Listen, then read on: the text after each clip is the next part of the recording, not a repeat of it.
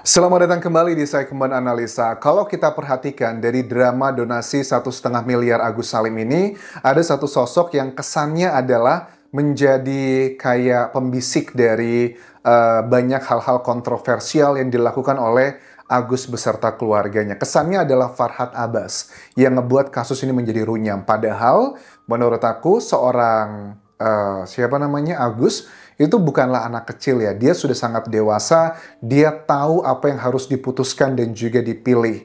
Bahkan dia pun punya keberanian loh buat memberikan uang sekitar 95,8 juta untuk Wawa dengan berbagai macam drama dan juga alasan yang sudah kita bahas teman-teman. Nah, hari ini aku lihat ada Farhad ya memberikan komentar pada saat mediasinya itu sudah selesai. Ini kan unik ya, kesannya tuh gini, Farhad ini udah diundang, sudah oke semuanya, tapi tiba-tiba meng-cancel begitu aja, dia nggak datang, tapi malah ngirimin jubir gitu ya. Dan jubirnya itu aku tangkap, kayaknya mereka tidak paham secara utuh kasus ini.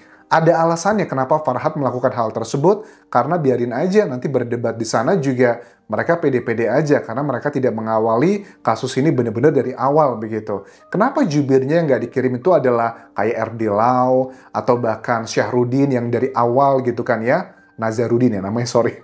Siapa namanya? Zainuddin ya kayaknya. Oke, Zainuddin ya. Harusnya kan mereka-mereka tuh yang dari awal mengawal kasus ini gitu. Kenapa yang dikirim adalah orang-orang baru? Itu semua adalah dugaannya bentuk kayak mau mempermainkan Novi dan juga Densu di situ. Kita coba lihat salah satu komentarnya Farhad yang ini kesannya kayak apa ya? Seperti menepuk di dalam air, terciprat muka sendiri. Dia nuduh orang melakukan A, B, C, dan D, tapi apakah jangan-jangan apa yang dikatakan itu justru mencerminkan apa yang telah dia lakukan selama ini. Ini pada saat dia memberikan keterangan konferensi pers setelah mediasinya selesai.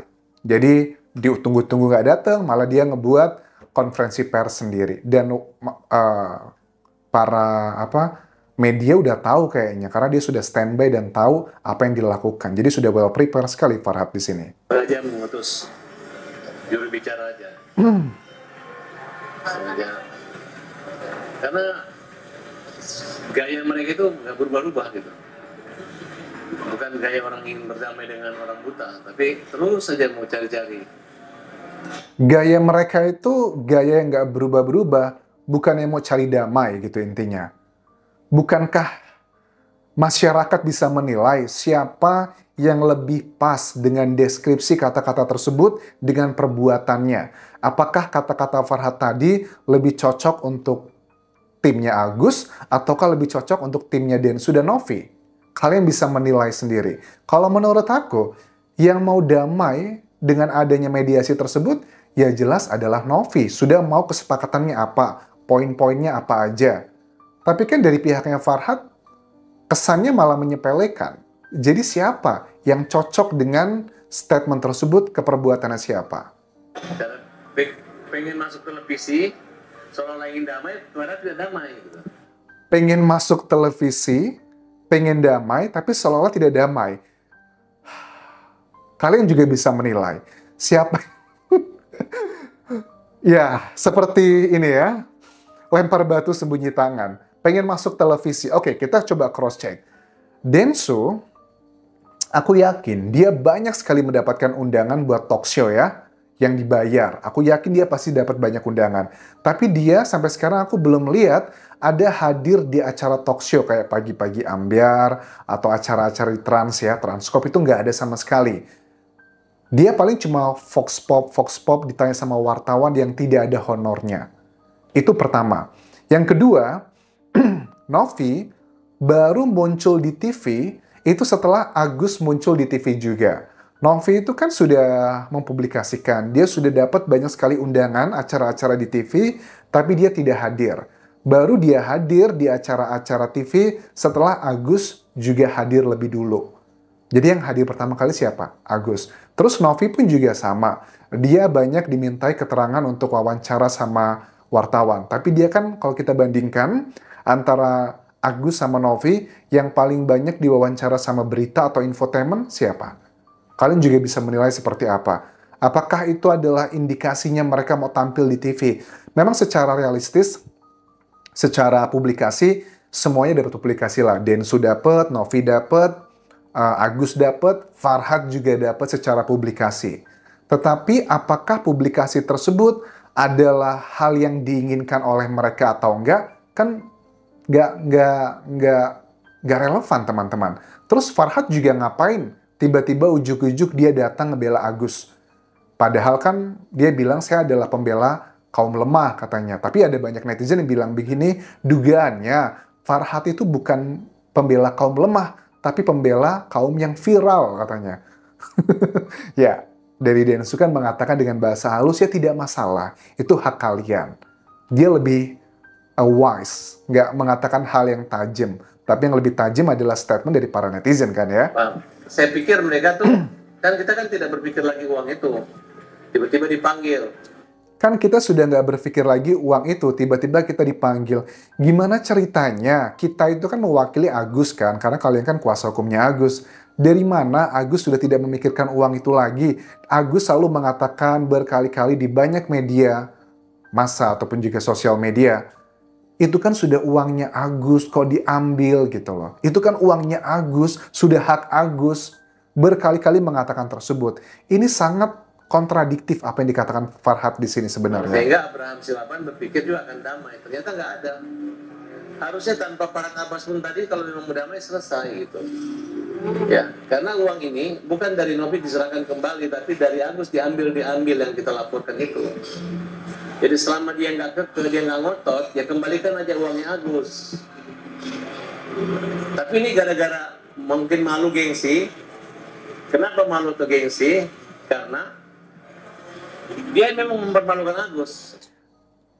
Malu, gengsi, mempermalukan Agus terlalu berlebihan menurut aku. Memang Novi kan memang sudah ada kesepakatan di salah satu 3 poin yang dia sampaikan bahwa uangnya buat Agus semuanya. Sisa dari pengobatan itu buat Agus. Tetapi cuma diminta 1 aja. Harus ada pihak ketiga dan buat rekening baru. Karena dengan pelajaran yang lama, itu banyak orang yang modusin. Wawa salah satu keluarganya gitu. Kenapa sih? Seberat apa gitu? Tapi kan Farhad bilang, ya udah balikin aja uangnya Agus. Urusan Agus akan pakai buat hal yang baik atau benar, itu urusan dia sama Tuhan katanya. Itu adalah biar dia masuk neraka atau surga. Ya kalau semua urusan diserahkan ke hal seperti itu, ya kelar gitu loh. Karena kan ada bagian-bagian yang bisa kayak preventif, langkah ada langkah pencegahannya gitu loh. Kalau semua urusan misalnya ada kasus kriminal, ya udahlah nggak usah ada langkah preventif, nggak usah ada langkah apapun. Itu urusan dia sama Tuhan, perbuatan dia sama Tuhan. Yang baik masuk surga, yang jahat masuk neraka. Memangnya kita siapa bisa mengejat seseorang masuk neraka atau surga? Ya harus ada langkah usahanya dulu lah. Itu sebagai salah satu bentuk tanggung jawab Novi bagaimana memprevent yang namanya dugaan-dugaan korupsi tersebut. Walaupun ini bukan uang negara tapi uang pribadi. Negara aja memberikan pelajaran kepada masyarakat atau ada penyuluhan-penyuluhan agar tidak melakukan korupsi. Tapi masih banyak terjadi korupsi. Apalagi ini, kalau ada kesempatan dibuka lebar-lebar, ya orang di Indonesia gitu bakal memanfaatkannya gitu. Kita kan bukan kayak negara Jepang gitu ya. Ada dompet jatuh aja, ada uangnya, orang nggak ngambil tapi dikembalikan ke kantor polisi. Kalau kita di Indonesia, barang udah dijaga baik-baik aja, masih banyak maling mau ngambil uang tersebut. Jadi terlalu konyol statement dari Farhad Abbas ini menurut aku. Tahu nggak, itu uang ya, itu adalah uang untuk pengobatan yang apabila ada sisanya, kelebihannya, boleh digunakan untuk penghidupan dan kebahagiaan Agus. Bisa dibelikan tempat tinggal. Karena pada dasarnya mereka ini adalah pekerja muda yang belum punya. Iya betul, apa yang disampaikan Farhad Abbas itu adalah yang disetujui sama Novi. Tapi poinnya adalah buat rekening baru dan ada pihak ketiga yang mengontrol. Ya betul, sama sebenarnya. Sebenarnya yang ngebela ego ini apa ya? Farhad ini ngebela Agus kah? Kepentingan Agus atau ngebela ego dia gitu loh. Kan aneh ya, kuasa hukum tapi tidak mau fokus kepada kebaikannya Agus. Kalau memang dia kuasa hukum yang benar-benar mempertimbangkan kebutuhannya Agus, harusnya bilang ke Agus gini, ya udah Agus, ini Novi kan sudah memberikan 3 poin tersebut, uangnya buat Agus semua, tidak akan diberikan kepada yang lain gitu kan ya. Jadi Agus harus buat rekening baru dan nanti ada orang ketiga yang akan mengontrol semua itu. Denny Sumargo nggak mau menjadi orang ketiga tersebut, sudah ditegaskan dengan jelas gitu. Ya tinggal dipilih aja siapa salah satunya gitu kan ya, untuk mengontrol uang tersebut. Kan sudah ada kesepakatan seperti itu. Dan menurut aku kalau memang mereka benar, akan dipakai juga untuk kebutuhan Agus mungkin, beli rumah atau sebagainya. Kenapa harus takut sih? Memang uang tersebut mau dipakai buat apa selain buat Agus? Apakah mungkin ada orang-orang di luar sana yang sedang mengincar uang Agus? Makanya kan Densus sekarang ngebuat putusan nanya ke para donatur sekarang.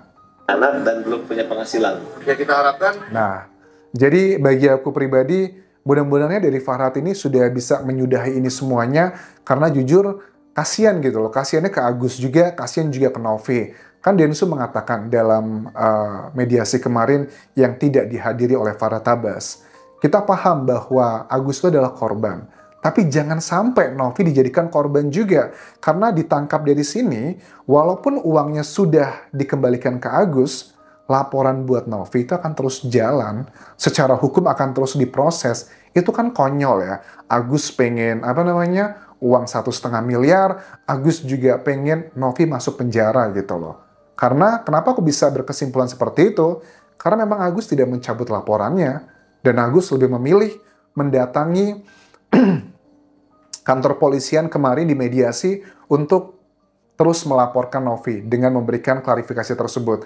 Kalau memang niat Agusnya baik, sudah mau menghentikan itu semua, harusnya kemarin dia memilih mendatangi mediasi dan tidak melanjutkan laporannya. Tapi sayang, itu bukanlah yang terjadi teman-teman. Jadi aku harap kita terus kawal kasus ini teman-teman. Karena aku tidak mau melihat Novi malah menjadi tersangka dan Novi malah menjadi korban dari sesuatu hal yang seharusnya menjadi hal baik dan juga mendapatkan apresiasi, tapi malah mau menjadi tersangka. Sangat menyedihkan sekali. Terima kasih sudah menonton. Sampai ketemu lagi di video berikutnya. Tinggalkan like dan juga komen, subscribe channel YouTube ini, follow Instagram, Facebook pageku, dan juga akun TikTok Dian Jasa Sumara. Sampai jumpa.